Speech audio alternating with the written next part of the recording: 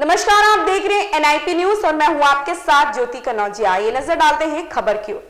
बैसवारे के प्रमुख समाज सेवी दानवीर पूर्व विधायक सुलेंद्र बहादुर सिंह ने बैसवारा पर आधारित डॉक्यूमेंट्री फिल्म का विमोचन किया। इस अवसर पर उन्होंने कहा, जिस प्रकार से मुगलों ने राम मंदिर तोड़कर बाबरी मस्जिद बनाकर देश के करोड़ों हिंदुओं की आस्था को ठेस पहुंचाई थी, ठीक उसी प्रकार बैसवारे का नाम बदलकर रायबरेली व उन्नाव में समायोजित कर बैसवारा जनपद को अंग्रेजी सरकार के कुछ चाटुकारों ने सरकार से मिलकर समाप्त करा दिया था। मेरे जीवन का प्रमुख लक्ष्य है कि बैसवारे को जनपद बनवाना, इसके लिए मैं मरते दम तक संघर्ष करूंगा। इस संबंध में उन्होंने NIP न्यूज से बात की। आप देख रहे हैं मेरे साथ NIP न्यूज। मैं बैसवारा का दिल कहे जाने वाले लालगंज में मौजूद हैं और मेरे साथ एक ऐसी शख्सियत मौजूद है जो अपने परिचय के लिए मोहताज नहीं है। सरेनी से आप पूर्व विधायक रहे हैं।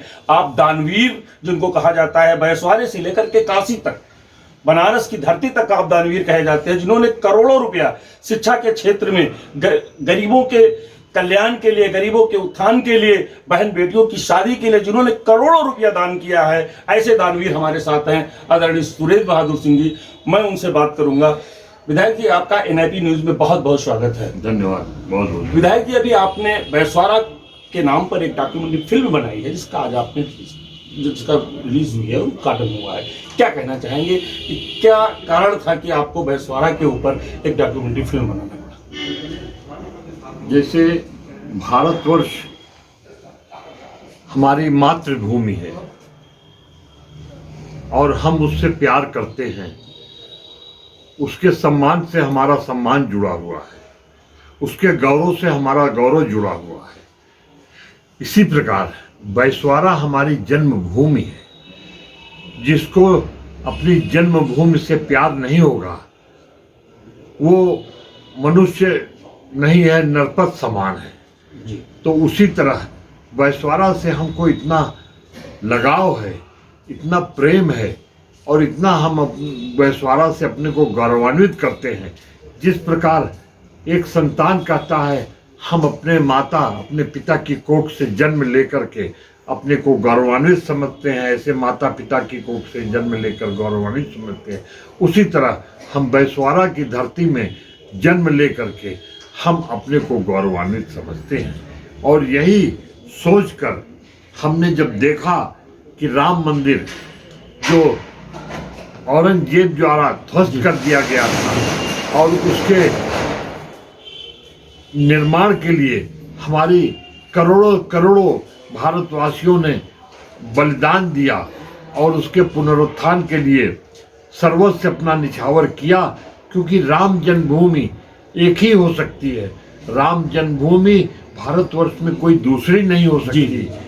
उसके मान मर्यादा हमारे राम पुरुषोत्तम, मर्यादा पुरुषोत्तम राम थे। उसी प्रकार हम बैसवारा को भी हम चाहते हैं कि ये पुनः ये जो रायबरेली जो अंग्रेजों के समय में किसी को चाटुकारिता के रूप में राव की पदवी बना है, अगर आप गूगल में देखेंगे तो बैसवारा का इतिहास इतना मोटा आपको दिखाई देगा और रायबरेली का कोई इतिहास नहीं है।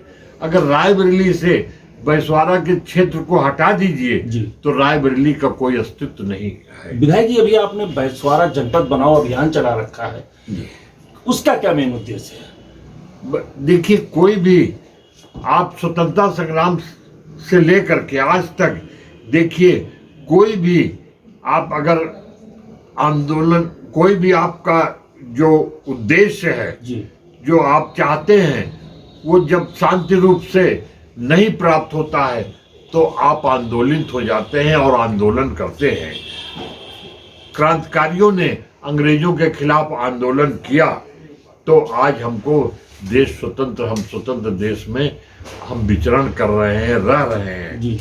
उसी प्रकार जब तक हम कोई अपनी मांग नहीं रखेंगे, जैसे बच्चा जब रोता है तो दूध के लिए रोता है और जब दूध पिलाया जाता है तभी वो शांत होता है। तो अब बिना आंदोलन के हमने सोचा कि जब तक आंदोलन नहीं होगा, इसके लिए सतत प्रयास नहीं होगा, तब तक हमको लगता है कि जैसे सोते बच्चे की चुम्मी लीजिए, उसको कुछ जी। पता नहीं चलता। उसीलिए अगर हम घर बैठ के ये सोचेंगे कि ये बैसवारा जनपद का गौरव पूरा स्थापित हो जाए, हमको मिल जाए, जब तक आंदोलन नहीं होगा तब तक हमको प्राप्त नहीं हो सकता। विधायक जी, जो बैसवारा जनपद का जो आपने सपना देख रखा है, जिसके लिए आप बराबर लड़ाई लड़ रहे हैं, संघर्ष कर रहे हैं, वो कितना क्षेत्र होगा रायबरेली और उन्नाव को मिलाकर के? मतलब कहने का मतलब यह है कि कितनी तहसीलों को मिलाकर के बैसवारा जो जनपद बनाया जाए, उसकी क्या मांग है? नहीं, हमने शुरू में ये सोचा कि क्योंकि उन्नाव का आधा हिस्सा बैसवारा में आता है, रायबरेली का आधा हिस्सा बैसवारा में आता है। अगर हम उस उन्नाव के बैसवारा हिस्से को, रायबरेली के बैसवारा हिस्से को हम मिला करके एक जनपद, बैसवारा जनपद अगर बनाना चाहें, तो उसमें बहुत ही बाधाएं हैं, बहुत ही उसमें फिर विधानसभा देखिए, ब्लॉक देखिए, तहसील देखिए, कौन सा गांव किसमें आएगा, कौन सा गांव हम काटेंगे रायबरेली से, कौन सी तहसील काटेंगे, कौन सा ब्लॉक काटेंगे। इसलिए हमने ये बाद में निर्णय किया, या हमारे मन में ये विचार आया कि रायबरेली का नाम ही बदल करके बैसवारा जनपद कर दिया जाए, जिससे किसी प्रकार की कोई हमको मेहनत या खर्चा कुछ करना नहीं पड़ेगा। मतलब सरकार को किसी प्रकार की प्रॉब्लम भी ना हो, और बैसवारा का नाम जो है पुनः फिर से पुनः लिख जाए, बैसवारा का नाम अस्तित्व में आ जाए। विधायक जी, कहाँ तक ये लड़ाई आपकी पहुंची है अभी तक? कहाँ तक, यानी कि आप हमारी बात को पहुंचा पाए हैं? मुख्यमंत्री तक हमारी बात पहुंच गई है जी। और अभी तक असल में मुख्यमंत्री को कोई बैसवारा के इतिहास के बारे में कुछ पता नहीं है जी। और वो जानते हैं कि बैसवारा एक बैस जाति है, एक जाति है। जैसे हम लोग बैस हैं, तो बैस से बैसवारा एक जाति हो गई है।